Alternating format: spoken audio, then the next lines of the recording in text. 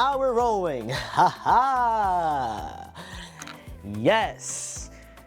Yes. I am absolutely so grateful in ways that I cannot explain. Like, I can't even think about what it is that I feel, but I just feel grateful. That's the closest thing.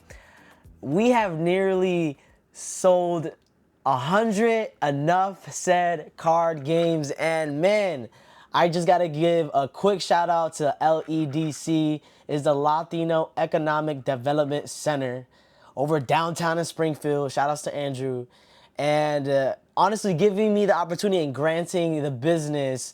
And honestly, that grant is gonna be able to get more enough said card games. If you haven't got yours, there's 4 more left of the first batch. The first batch was 100 of them.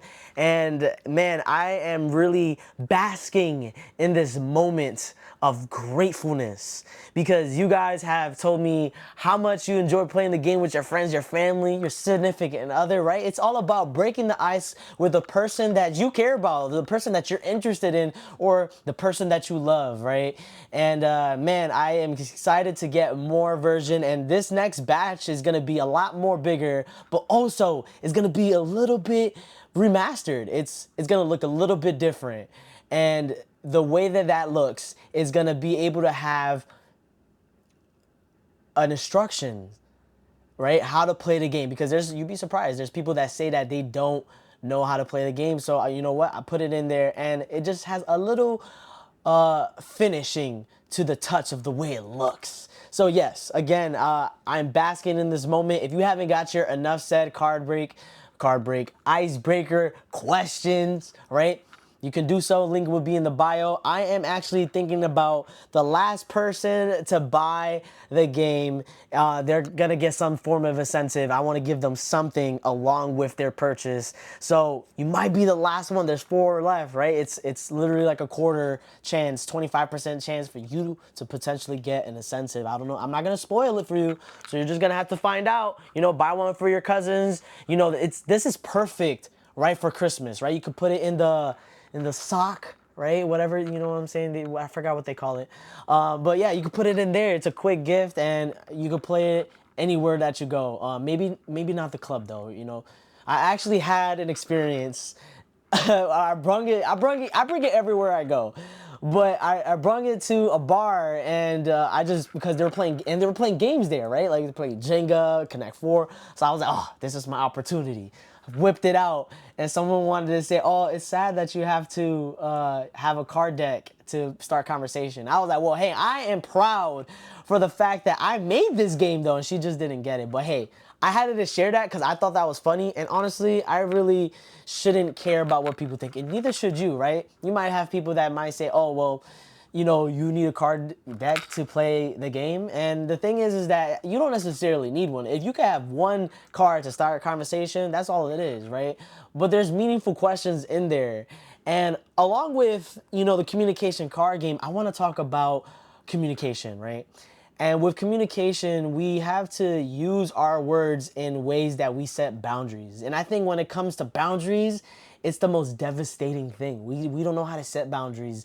We take too long to even mention something, right? And it takes forever sometimes, and it just sits and lingers, and you don't know what to do with that feeling. And I want you to, and I like using metaphors, right? I want you to think about communication like driving a car. You can sit and park and lose all the gas for just sitting in park with your car on, and you're not even moving, right? So it's to say that when you sit and do nothing, and there's something that you feel like needs to be addressed, I just thought about it, address, right? You had to address something, and you're going to an address when you're driving in the car, you know? Like, hey, these metaphors, they be working for me, so I don't know if it works for you. But, right, it makes sense. If you sit in park, you sit and you do nothing, you're wasting all that energy. You're wasting all that gas, right? So why would you want to take away the energy that you have for yourself and let it be wasted, right? And of course, yes, sometimes we don't know what to say, right? Sometimes we don't want to come off as being rude. Sometimes, a little bit of it is people pleasing. And I am very well known for people pleasing. I feel like I'm always trying to make everybody in the room happy, but just sometimes it just doesn't work that way. And you know what? You have to be okay with that. And so I want you to look at a red light, right? When you're at a red light, you wait for it to turn green. Sometimes there be lights that just take forever, right? And if you're in traffic, nobody likes being in traffic. Think about conversation like being in traffic. You can bombard yourself with all these words and all these things you could say and the outcome and what could happen and all that. And you just get so stressed out. You get so overwhelmed. It's almost being claustrophobic with your own thoughts.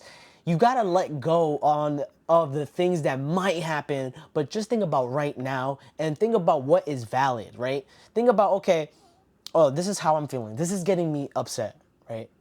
Let me address this, not stress it, right? Again, address it. Don't stress it, right? The faster you can address something, the faster that someone can at least hear you, right? Give them the chance.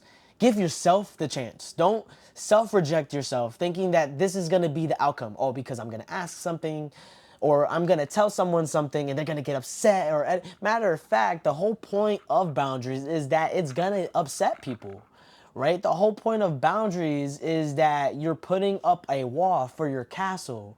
And inside your castle is where you be like, you know what, this feels good. I feel protected and I don't need to let anybody in and out, right? I have a wall and I have a gate and only certain people are coming in. And some of the people that don't see that coming is gonna hit that wall like quick. And they're gonna be, oh, damn, why you didn't tell me there was a wall there? Well, I told you saw the wall, right? I told you, right? The same thing when we tell boundaries, it can sound a little bit like this, right? I had three ways to mention on a boundary, right? And I think a lot of this is when it comes to energy, right?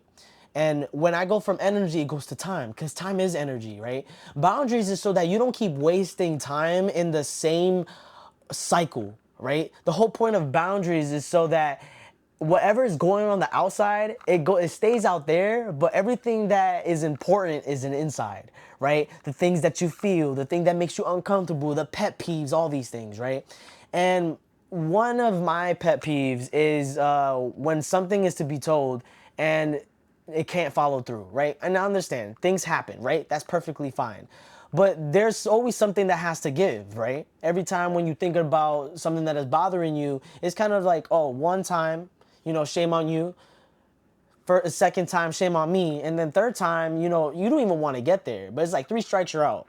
And you gotta understand that after a while, you need to understand where there's the side that you let things slide, and there's the other side where you don't really let things slide. And when you're able to do both sides is when you then find balance, right? It's not to say that you're, being rude or you're being unnecessary, right? People are gonna say all kinds of things if you're trying to establish a boundary because most people are not comfortable with boundaries and matter of fact even making their own boundaries. So here are some three things that I wrote down that can be just as equivalent to addressing something but still doing it in a respective manner, and they all say the same thing but just in a different way. So addressing it and not stressing it, right? Listen to this. Number one, I understand things pop up and you can be busy. However, I do not appreciate it when you cancel at last minute. If something pops up, let me know sooner, right? And this goes back to my pet peeve, right? This is the pet peeve where like, if I'm scheduling something, I like to be very organized with how my day is. And if I'm expecting something, that's one thing, especially if someone is involved in making this plan. I even tell my clients, if you are going to cancel, at least let me know 5 hours in advance. And so far that's worked for me, right? Some people might say 24 hours in advance. Some people might say an hour. But for me, the way that my flow is and the way that I move, this is something that I be telling my clients. And so the second one is another one. I do value your time as much as I value mine. It is bothersome for us to plan for something and it doesn't follow through, right? And the third one is a little bit more on the empathetic side, right? And it's like, no worries. Things happen all the time. I can relate. Let me know a time that works for you, and I would check for next time, right? So it's kind of, you know, the way you say it and what you're saying it, right? You may hear, oh, it's not what you said, it's how you said it. Well, both of them are just as important, right? And then there's a time and then there's a place. Sometimes it's not the place, sometimes it's not the time, and vice versa. So I think you got to be mindful on who is the person, but then at the same time, you got to be mindful of yourself. Like, how often do you establish a boundary, right? How many times do you say it's okay? You know, after a while, it doesn't be okay, right? Because, you know, someone can take a lot of energy from you, or, you know, just get you kind of all over the place, because the way that you were planning for things can mess up your schedule. Or when something is planned, something else could be filled in. And I think it's important to learn how to communicate your time, because as the life that we live in, right, it's a very fast paced life, right? There's a whole bunch of things, there's social media, right? What's going on TV, right? The president election was literally, what, 2 days ago, give or take, as we speak, as I'm recording. And, you know, that's even something that you have to catch up on, right? I'm just now getting into politics, and, you know, I had to catch up on all these things, and history is important, all those other things, right? So the reason why I bring that up is because a lot of people are busy. And though a lot of people are busy, sometimes, you know, it's one thing to waste your own time, but it's more setting when someone wastes your time. And I think when you're able to communicate and be more effective with what that is, it's better to address it. Because if you don't, it's just gonna be more prolonged, and you're gonna resent yourself from it, right? You're gonna be like, damn, I wish I should have said that, right? You know, and then there's gonna be times you could say, oh, I wish I didn't say that. But being able to do both is what gives you balance, right? You can't find balance in life without understanding both sides, right? There's two sides of a coin. So I hope you guys got something for this, and I am absolutely grateful for you guys, you know, supporting me and, you know, joining. And you are a blessing in disguise, literally, because I don't know who exactly you are behind, you know, this camera. You know, I'm here like kind of talking to myself, but I feel like I have good relationship with myself. I be talking to the mirror all the time.